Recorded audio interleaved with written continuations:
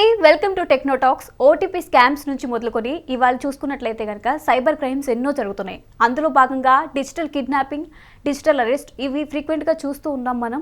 So వీటి మీద అవగాహన కల్పించేందుకు మనతో పాటు ఎథికల్ హ్యాకర్ అరవింద్ గారు ఉన్నారు. ఒకసారి ఆయనతో మాట్లాడదాం. నమస్తే అండి. అసలు ఈ డిజిటల్ అరెస్ట్ అనేవి జరుగుతూ ఉన్నాయి కదా ఈ మధ్య చాలా ఫ్రీక్వెంట్గా. సో అసలు డిజిటల్ అరెస్ట్ అంటే ఎలా జరుగుతుంది? సో ఇంతకుముందు ఓటీపీ స్కామ్స్ స్టార్ట్ అయ్యి సైబర్ క్రైమ్స్ అనేది ఇప్పుడు digital scams, cyber kidnapping, digital arrest so ఇక్కడ వరకు వచ్చాయి. సో ఏదైనా సరే టోటల్గా virtual kidnapping, virtual arrest. So వీటితో ఇప్పటికీ ఢిల్లీ నుండి, బెంగళూరు నుండి, చెన్నై నుండి కాల్స్ వచ్చి మన తెలంగాణలో కూడా చాలా కేసులు ఉన్నాయి ఇప్పటికీ. సో ఇది ఎలా జరుగుతుందనంటే, సో ఫస్ట్ సైబర్ క్రిమినల్ ఎవరైతే ఉన్నారో మన ఒక ప్రొఫైల్ని టార్గెట్ చేసి అతని గురించి పూర్తిగా అనాలిసిస్ చేసి, సో హై ప్రొఫైల్డా, సో భయపడేవాడా, అతని మైనస్ పాయింట్స్ ఏంటి, సో ఇవన్నీ కూడా చెక్ చేస్తూ డైరెక్ట్గా ఒక కాల్ వస్తుంది విక్టిమ్కి. కాల్ వచ్చి సో గవర్నమెంట్ అప్రూవ్డ్ కార్డ్స్ ఏవైతే ఉన్నాయో, ఆధార్ కార్డ్ కానీ పాన్ కార్డ్ కానివ్వండి, సో వాటిని యూజ్ చేసుకొని వేరే వాళ్ళ సిమ్స్ తీసుకొని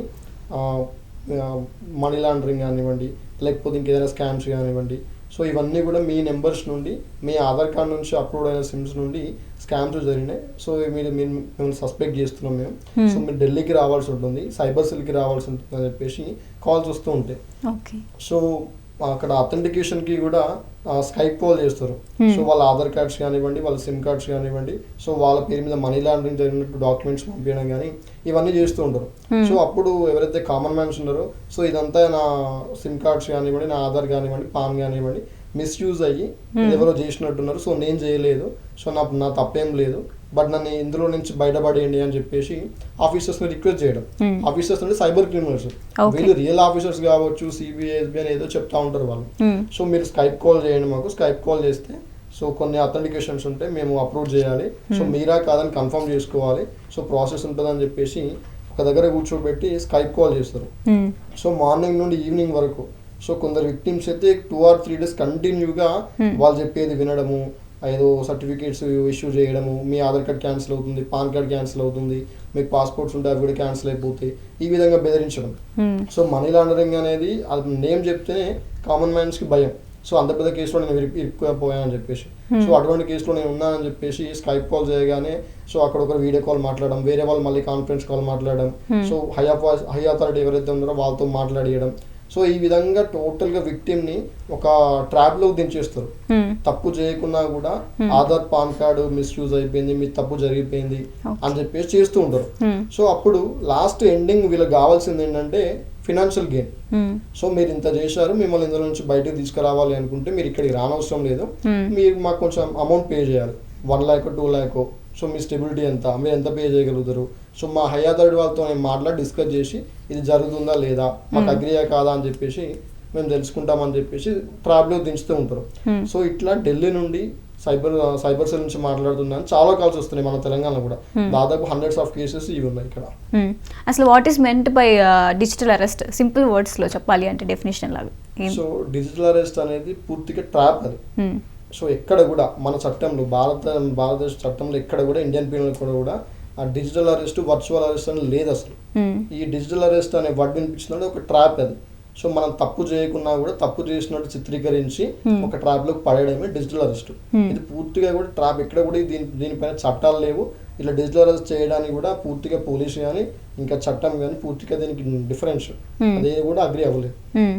అసలు డిజిటల్ అరెస్ట్ అంటే డైరెక్ట్ కనెక్షన్ లేకుండా కాల్స్ చేయడం కానీ ఇలా జరుగుతుంది. టోటల్ వర్చువల్ గా ఎక్కడ కూడా ఫిజికల్ గా వచ్చేవారు ఉండరు. సో ఇంతకుముందు మనం ఏదైనా తప్పు చేస్తే మనకు 41 CRPC నోటీసులు ఇవ్వడము, పోలీసులు ఇంటికి రావడము, ఎక్స్ప్లెనేషన్ ఇవ్వడము, మనం ఇదంతా జరిగేది. బట్ ఇప్పుడు ఏంటంటే స్కామ్ ఇదంతా కూడా. అరెస్ట్ అనేది లేదు ఇక్కడ. అసలు పోలీస్ కి సంబంధం లేని విషయమే డిజిటల్ అరెస్ట్. సో ఇలా కాల్స్ చేసి బెదిరిస్తూ ఉంటారు కదా, అసలు వాళ్ళకి ఎలా దొరుకుతాయి మన ప్రూఫ్స్ కానీ, ఆధార్ కానీ, పాన్ కానీ, ఇలా డబ్బులు ఇవ్వాలని కానీ మన డీటెయిల్స్ ఎలా దొరుకుతాయి వాళ్ళకి? సో ఇంతకుముందు లాస్ట్ టైం చూసుకున్నట్టయితే 2600 crore డేటా లీక్ అయిందని చెప్పేసి మాట్లాడుకున్నాం. సో ఆ డేటా నుండి మన ఆధార్ కానీ, పాన్ కానీ, సో డేటా లీక్స్ నుండి మన ఆల్రెడీ మన వర్చువల్ గా ఉన్న కార్డ్స్ అన్ని, వర్చువల్ గా ఉన్న డీటెయిల్స్ అన్ని కూడా లీక్ అయిపోయినాయి. సో మన ఫోన్ నెంబర్ తోని కూడా చాలా డేటా లీక్ అవుతూ ఉంటుంది. మనం ఏం చేస్తాం, మన యాక్టివిటీ ఏంటి, మన ఆన్లైన్ యాక్టివిటీ ఏంటి, సో మన గవర్నమెంట్ అప్రూవ్డ్ కార్డ్స్ ఏంటి, మన డ్రైవింగ్ లైసెన్స్ తో సహా Aadhaar, PAN, driving licence, gas details. So ఒక పర్సన్ కామన్ మ్యాన్ సంబంధించిన డీటెయిల్స్ అన్నీ కూడా డార్క్ వెబ్లో సైబర్ క్రిమినల్స్ దగ్గర అవైలబుల్గా ఉన్నాయి. సో వాటిని యూజ్ చేసుకొని ప్రొఫైల్ అనాలిసిస్ చేస్తూ టార్గెట్ చేస్తారు. ఒక 1 or 2 days టార్గెట్ చేసి ఏ విధంగా భయపెట్టాలి, దేనికి భయపడతాడు ఆ వ్యక్తిని, సో మనం ఎటువంటి మాటలు మాట్లాడాలి, సో మనం ఫినాన్షియల్ స్టెబిలిటీ ఎంత ఉంది, ఆ స్టెబిలిటీని బట్టి మనం ఎంత గెయిన్ చేసుకోవచ్చు అని ప్రీ ప్లాన్ చేసి కాల్ చేస్తాం. సో వాళ్ళకి ఎలా తెలుస్తాయి మనం ఏ థింగ్స్కి భయపడతాము?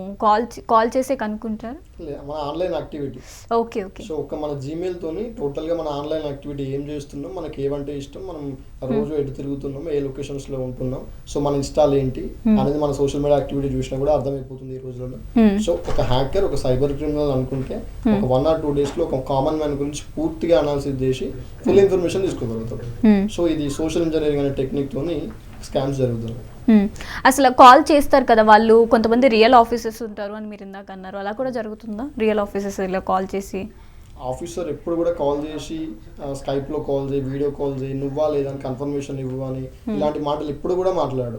డైరెక్ట్గా ఒక ఆఫీసర్ కాల్ చేస్తే పోలీస్ స్టేషన్ నుంచి కాల్ వస్తే పోలీస్ స్టేషన్కి రా, లేదా సైబర్ సెల్కి రా, సైబర్ క్రైమ్ ఆఫీస్కి రా, నువ్వు ఈ మిస్టేక్ చేసినావు, సో ఇక్కడికి వస్తే మాట్లాడి కన్ఫర్మ్ చేసుకుందాం, తర్వాత నువ్వేం చేసినావు, సో చట్ట వ్యతిరేక పనులు జరిగినాయా లేదా అని చెప్పేసి ఏది కూడా ఇన్ పోలీస్ స్టేషన్లో జరుగుతుంది, కాల్లో ఎప్పుడు కూడా జరగదు. అట్లా జరిగింది అంటే అది ఖచ్చితంగా స్కామ్. సో మీకు ఇలాంటి కేసెస్ వస్తాయి ఈ టాపిక్లో, ఈ దీనికి సంబంధించి ఎలాంటి కేసెస్ మీ దగ్గరికి వస్తూ ఉంటాయి ఫ్రీక్వెంట్గా? సో యాక్చువల్లీ మాకు ఫస్ట్ తెలంగాణ మొత్తంలో ఇంకా ఇటువంటి కేసులు జరిగే ముందుకు ఫస్ట్ కాల్ మాకు వచ్చింది ఏంటంటే టాస్క్ ఫోర్స్ పోలీస్ ఆఫీసర్ నుండి మా ఆఫీస్కి ఒక కాల్ వచ్చింది. సో మీరు ఇటువంటి క్రైమ్ పైన మీకు ఏమైనా ఐడియా ఉందా? సో మా రిలేషన్ ఒకరు, అతను పోలీస్ ఆఫీసరే, అతనికి ఐడియా లేకుంటుంది అసలు. సో ఇంతవరకు ఎందుకంటే వాళ్ళకి ఇటువంటి క్రైమ్ ఇక్కడ కూడా జరగలేదు తెలంగాణలో, సో వాళ్ళకి ఐడియా లేదు. సో మా రిలేటివ్ ఒక అతనికి ఇట్లాంటి కాల్ వచ్చింది, మనీ లాండరింగ్ చేశాడని చెప్పేసి స్కైప్ కాల్ చేసేసి ఇంత పెనాల్టీ కట్టాలి లేకపోతే ఢిల్లీకి రావాలని చెప్పేసి కాల్స్ వస్తున్నాయంట. మేము వీడియో రికార్డ్ చేసినాం, ఆడియో రికార్డ్ చేసినాం, ఒకసారి పంపిస్తున్నాం, మీరు విని అసలు ఇదంతా జరుగుతుందా లేదా, అసలు వీటిపైన మీకు ఎటువంటి అవగాహన ఉంది, జరుగుతుందా లేదా అని ఫస్ట్ కాల్ వచ్చింది. సో విక్టిమ్తో ఒకసారి కాల్ చేయండి మాట్లాడతామంటే విక్టిమ్తో కాల్ చేయించిండా సార్. సో పూర్తిగా మాట్లాడినాక మాకు అంతకుముందుకి దీనిపైన అవగాహన ఉంది, సో ఢిల్లీ నుంచి ఇటువంటివి వస్తున్నాయని చెప్పేసి. సో అతను ఆఫీస్కి మేము పిలిపించుకొని తర్వాత క్లియర్గా చెప్పాం, నీ పైన నీ గవర్నమెంట్ అప్రూవ్డ్ డాక్యుమెంట్స్ కార్డ్స్ ఏవైతే ఉన్నాయో వాటిపైన ఎటువంటిది ఏం జరగలేదు. సో మీ ఆధార్ కావచ్చు, పాన్ కావచ్చు, మీ సిమ్స్ కానీ ఎక్కడ కూడా మిస్యూజ్ అవ్వలేదు. ఇదంతా కూడా ఒక సైబర్ స్కామ్. క్రిమినల్స్ అంతా కూడా మిమ్మల్ని ట్రాప్లోకి ఇస్తున్నారు, మీరు ఎక్కడ కూడా అమౌంట్ పే చేయాల్సిన అవసరం లేదు. సో ఒకవేళ నిజమైన పోలీస్ ఆఫీసర్ అయితే డైరెక్ట్ కాల్ చేసి లేదా 41 CRPC నోటీసులు మీ ఇంటికి వచ్చి మీరు ఆఫీస్లో ఉన్న ఎక్కడున్నా సరే వచ్చి తీసుకెళ్తారు మీరు ఒకవేళ ఇటువంటి మిస్యూజ్ జరిగితే. అంతేగాని భయపడాల్సిన అవసరం లేదని చెప్పేసి వాళ్ళని పూర్తిగా బ్లాక్ పెట్టేసి ఆ నెంబర్స్ వాళ్ళ వెబ్సైట్స్ కానివ్వండి, స్కైప్ కాల్ వీడియో ఏదైతే ఉందో అవన్నీ తీసుకొని కూడా మేము సైబర్ క్రైమ్స్కి కంప్లైంట్ మేమే చేయించి దానిపైన ఇన్వెస్టిగేషన్ చేపిస్తున్నాం. సో లీక్ అయిన డీటెయిల్స్ ఉంటాయి కదా విక్టిమ్స్వి, సో అవన్నీ ఎలా వాళ్ళ దగ్గర నుంచి తీసుకోవడం కానీ జరుగుతుంది? లీక్ అయిన డీటెయిల్స్ ఒక్కసారి లీక్ అయిన డేటాను ఒక్కసారి ఈ డిజిటల్ వరల్డ్లో మన డేటాను లీక్ అయితే దాన్ని మళ్ళీ రిట్రీవ్ చేసుకోవడం ఇట్స్ ఇంపాసిబుల్. ఖచ్చితంగా హ్యాకర్ చేతిలోకి వెళ్ళిపోయినట్టే. కాకపోతే ప్రికాషన్స్ మనం జాగ్రత్తలు తీసుకోవాలి లీక్ అయిన తర్వాత. సో మనకు ఇఫ్ మన అకౌంట్స్ హ్యాక్ కాకుండా ఉండడానికి, మనం సెక్యూర్గా ఉండడానికి సమ్ ప్రికాషన్స్ తీసుకోవాలి. అంతేగాని ఒక్కసారి డేటా లీక్ అయితే దాన్ని రిట్రీవ్ చేయడం ఇట్స్ ఇంపాసిబుల్. ఇక సో ఎలా ఆపుతారు ఆ క్రైమ్స్ని కానీ, ఎలాంటి సజెషన్స్ ఇస్తారు వాళ్ళకి ఇలా చేయకూడదు అని చెప్పేసి? సో అవేర్నెస్ ఒక్కటే. సో ఎవరు కాల్ చేసినా మనకు ఫోన్ వచ్చింది, ఒక ఫోన్ వచ్చి సో మీరు ఈ విధంగా క్రైమ్ చేశారు లేదా ఓటీపీ అడిగారు లేకపోతే ఇంకేదైనా సరే కాల్లో మనని ఎవరు అప్రోచ్ అయినా కూడా మనం ఆన్సర్ చేయాల్సిన అవసరం లేదు. ఒకవేళ పోలీస్ డిపార్ట్మెంట్ వాళ్ళు కాల్ చేసినా కూడా సో మేము మా పోలీస్ స్టేషన్కి వస్తున్నాం, సైబర్ సెల్కి వస్తున్నాం, ఒకవేళ మేము మాకు తెలియకుండా మిస్టేక్ జరిగినా కూడా అక్కడికి వచ్చి మాట్లాడతాం మేము అని చెప్పేసి కాల్ డిస్కనెక్ట్ చేసేసి సంబంధిత పోలీస్ స్టేషన్కి వెళ్ళి అక్కడ ఆన్సర్ చేసుకోవాలి. కానీ ఎక్కడ కూడా కాల్స్తోనే ఎంటర్టైన్ చేయకూడదు. వాళ్ళు ఎంత పెద్ద ఆఫీసర్ అయినా సరే డైరెక్ట్గా మాకు 41 CRPC ఇవ్వండి, లేకపోతే మేము స్టేషన్కి వస్తున్నాం, లేకపోతే మేము ఇది చేయలేదు అంతే. కానీ వాళ్ళకి వీడియో కాల్స్ చేసి వాళ్ళతో మాట్లాడి ఇవన్నీ చేయాల్సిన అవసరం లేదు. ఒకవేళ ఇటువంటి ఏమైనా చేస్తే సైబర్ క్రిమినల్స్లో ట్రాప్లో మనం పూర్తిగా కూరుకుపోతాం, అక్కడ ఏం చేయాల్సిన పని ఉండదు. ఇక తర్వాత టోటల్ డబ్బులు పే చేయాల్సిందే. మీరు పే చేసిన అమౌంట్ మళ్ళీ బ్యాక్ రావాలంటే 99% కష్టమే. ఎందుకంటే వాళ్ళ అకౌంట్స్ అన్ని కూడా ఫేక్ ఉంటాయి. ఎక్కడో ఢిల్లీ అకౌంట్స్ ఉంటాయి, చెన్నై, గుజరాత్, తమిళనాడు అట్లా వేరే స్టేట్స్, వేరే కంట్రీ అకౌంట్స్ ఉంటాయి. సో 1 NP కూడా మళ్ళీ మనకు రిటర్న్ రాదు. సో ఈ స్కామ్లో డబ్బులు కూడా కొట్టుకున్న వాళ్ళకి ఇంతవరకు 1 NP రాలేదు. సో వీళ్ళు కూడా చాలా పబ్లిక్లో కూడా చాలా బ్యాడ్ నేమ్ ఉంటుంది. ఎందుకంటే వాళ్ళ అకౌంట్స్ని హ్యాక్ చేయడమా, వాళ్ళ అకౌంట్స్ నుండి టోటల్ న్యూడిటీని షేర్ చేయడమా, ఈ విధంగా జరుగుతూ ఉంటుంది. కాబట్టి ఎక్కడ కాల్స్ వచ్చినా, వీడియో కాల్స్ వచ్చినా డిస్కనెక్ట్ చేయాలి, మాట్లాడాల్సిన అవసరం లేదు అసలు.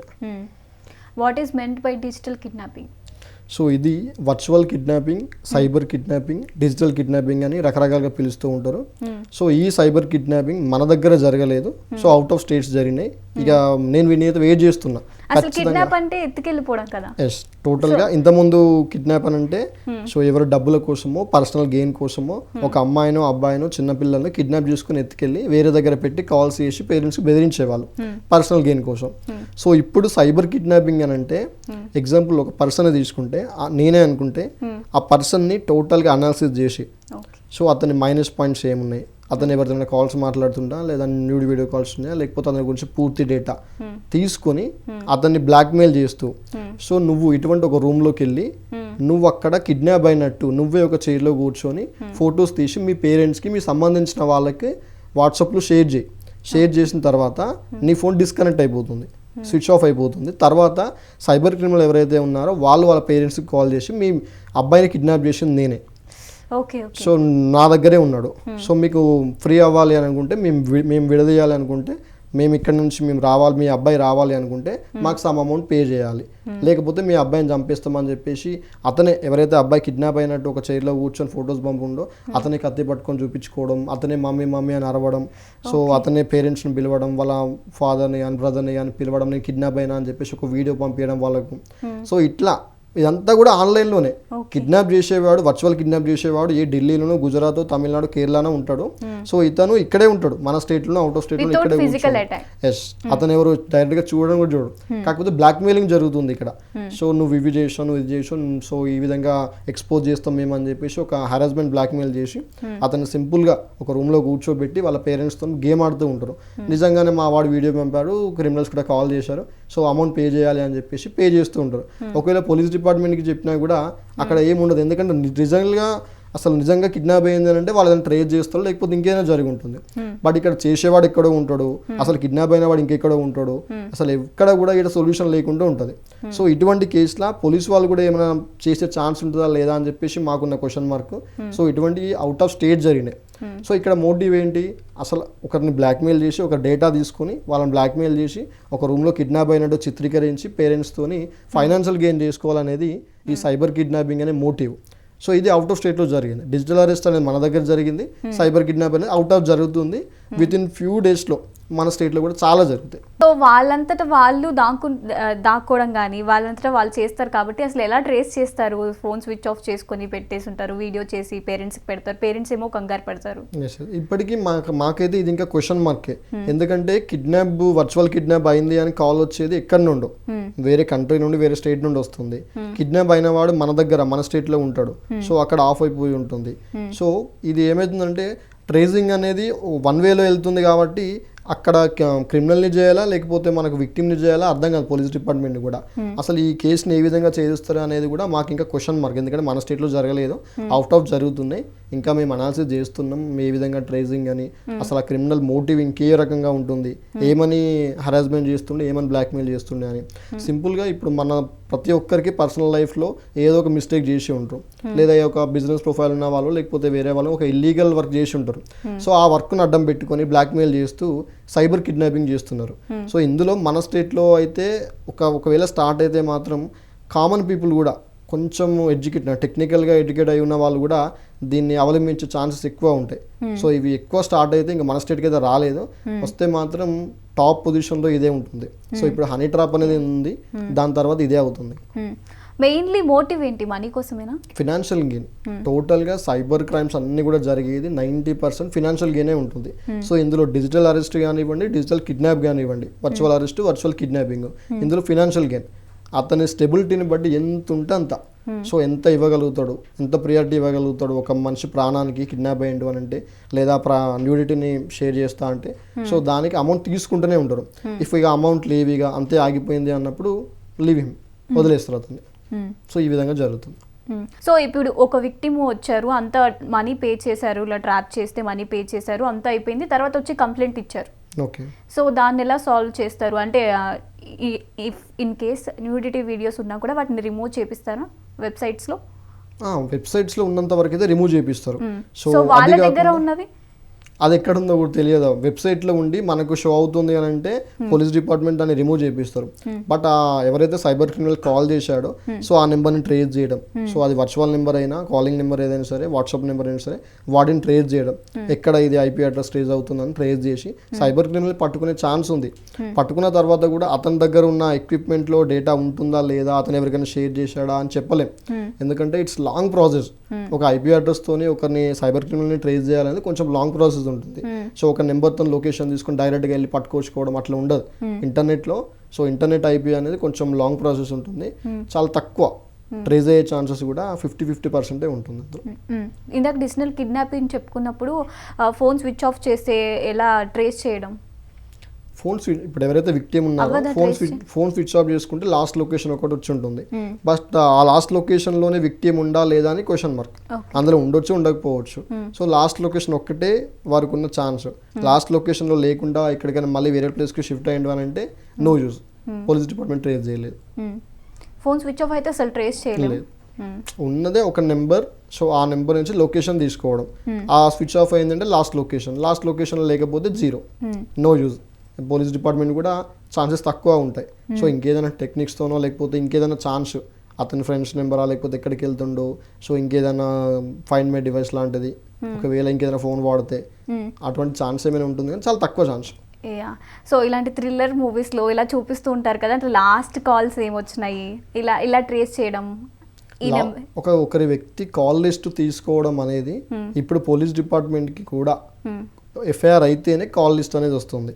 దాన్ని సిడిఆర్ అంటారు. సో కాల్ లెటర్ రికార్డ్ అనేది ఎఫ్ఐఆర్ కావాలి. సో వెంటనే ఇప్పుడు కిడ్నాప్ అయ్యాడు అంటేనే ఒక ఎఫ్ఐఆర్ చేసి కాల్ లిస్ట్ తీయడం అంతా కొంచెం లాంగ్ ప్రాసెస్ ఉంటుంది పోలీస్ డిపార్ట్మెంట్లో కూడా. సరే ఎంత ఇన్ఫ్లుయెన్స్ యూజ్ చేసినా ఎంత కాంప్లికేట్ కేసు అయినా కూడా 1 or 2 hours 3 hours ఖచ్చితంగా పడుతుంది. ఈ 3 hours మనిషి ఉంటాడా, ప్రాణం పోతుందా, కిడ్నాప్ చేసిన వ్యక్తి ఏం చేస్తాడో అనేది క్వశ్చన్ మార్క్. సో కిడ్నాప్ అయ్యిండు అంటే లాస్ట్ కాల్స్ తీస్తారు పోలీస్ డిపార్ట్మెంట్, కానీ లాంగ్ ప్రాసెస్ ఉంటుంది అది అందరికీ. సో బట్ ఒక నెంబర్తోని లొకేషన్ తీయడం అనేది ఫస్ట్ ప్రియారిటీ పోలీస్ డిపార్ట్మెంట్ ఇచ్చేది. అది లేదు అని అంటే కాల్ లిస్ట్ కూడా లేదు అని అంటే తర్వాత ఫ్రెండ్స్ ఎవరు ఉంటారో, ఇతని అలవాట్లు ఏంటి, సో ఈ విధంగా పోతూ ఉంటుంది. ఇట్లా చెన్నైలో మాత్రం ఒక వ్యక్తి ఒక మంచి కొండల మధ్యలో ఉండి అక్కడ సిగ్నల్ సరిగా రాకున్నా కూడా ఒక వీడియో తీసుకొని నేను ఇక్కడ అరెస్ట్ అయ్యాను, నేను కిడ్నాప్ అయ్యాను ఇక్కడ అని లాస్ట్ వీడియో పంపించి 3.5 days అక్కడే కొండలలో ఉండి తర్వాత మళ్ళీ అతనికి కాల్ వచ్చి నువ్వు వెళ్ళిపోవచ్చు అన్నప్పుడు, క్రిమినల్ వెళ్ళిపోవచ్చు అంటే అప్పుడు వెళ్ళిపోయాడు అతను. సో ఈ కేసు చాలా హైలీ కాంప్లికేటెడ్ ఇటువంటి కేసెస్ అన్ని కూడా. సో డిపార్ట్మెంట్ ఎలాంటి చర్యలు తీసుకుంటుంది? సో వాళ్ళకి ఉన్న స్ట్రెంగ్త్ కంటే వాళ్ళ కెపాసిటీ కంటే 24/7 ఎక్కువ ఇంకా వాళ్ళు చాలా వాళ్ళ స్ట్రగుల్ అంతా పెడుతున్నారు.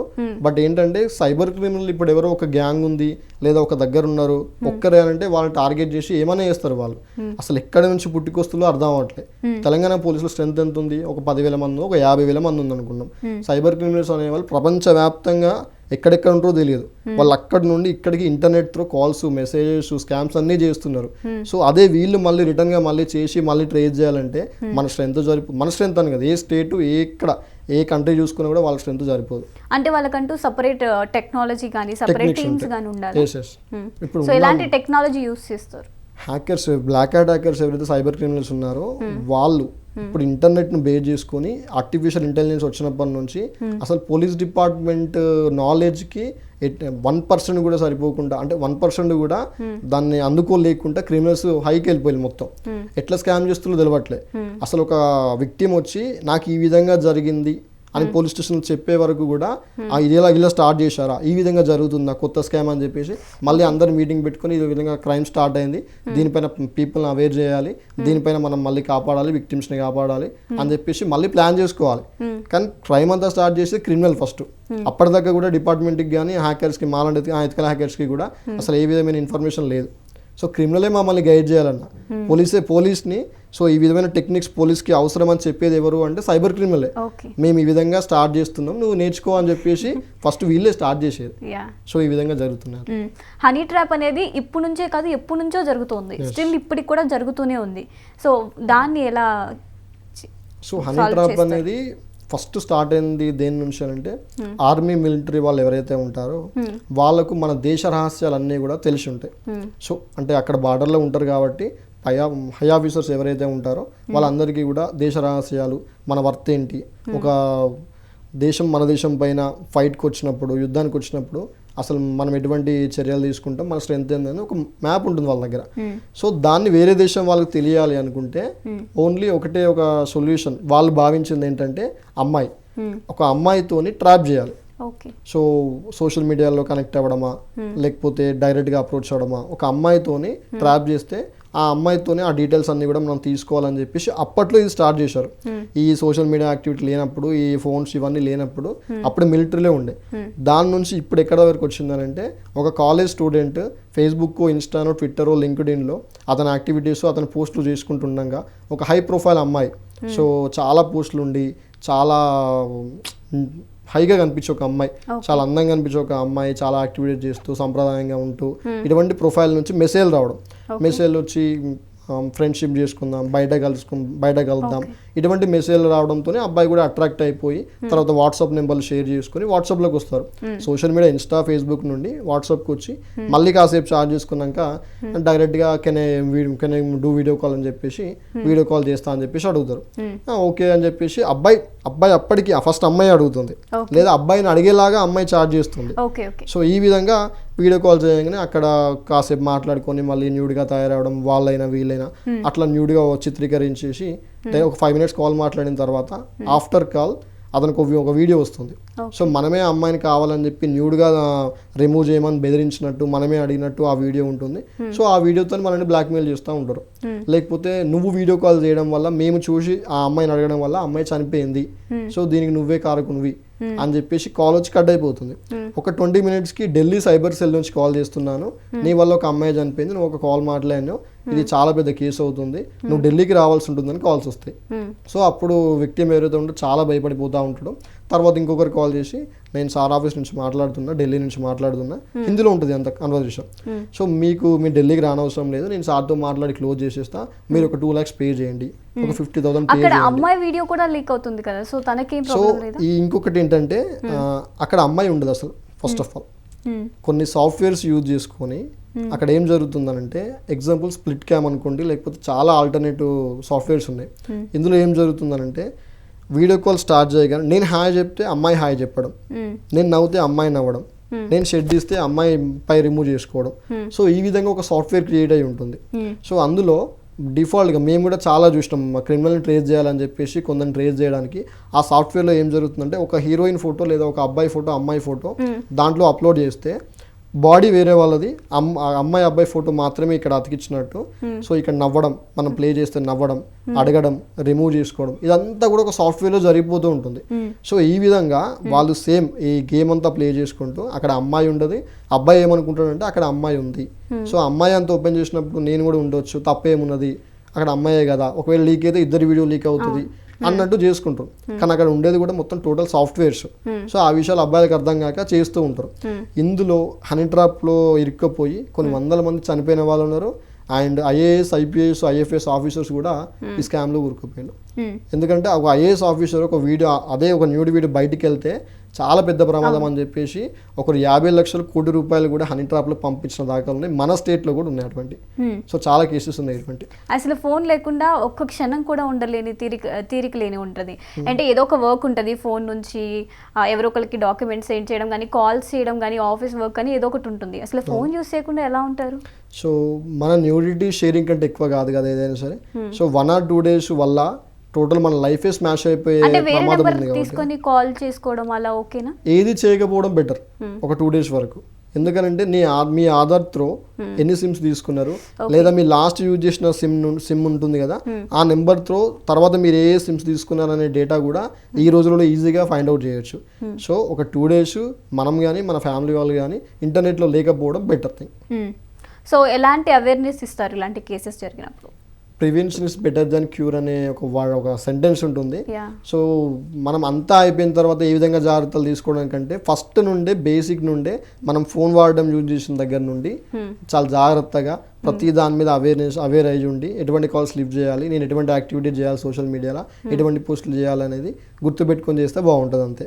అవేర్నెస్ ఒక్కటే ఎంత పోలీస్ ఆఫీసర్స్ తర్వాత కేస్ ట్రేసింగ్ చేయడము, తర్వాత వాళ్ళని పట్టుకోవడము, మనీ రికవరీ చేయడము, ఇదంతా ఒక ఎత్తు అయితే ఫస్టే మనమే జాగ్రత్తగా ఉంటే క్రైమ్స్ ఏం జరుగుతున్నాయి వాటిపైన అవేర్నెస్ ఉంటే అసలు క్రైమ్స్ అన్నీ కూడా తగ్గుముఖం పట్టే ఛాన్స్ ఉంటుంది. Okay, thank you so much అండి, మీ వాల్యుబుల్ ఇన్ఫర్మేషన్ మా వ్యూవర్స్కి ఇచ్చినందుకు. Thank you. సో చూసారు కదా, ఇది వాళ్ళ టెక్నోటాక్స్. మరొక ఎపిసోడ్లో మళ్ళీ కలుద్దాం. అంటిల్ దెన్ కీప్ వాచింగ్ స్వతంత్ర టీవీ.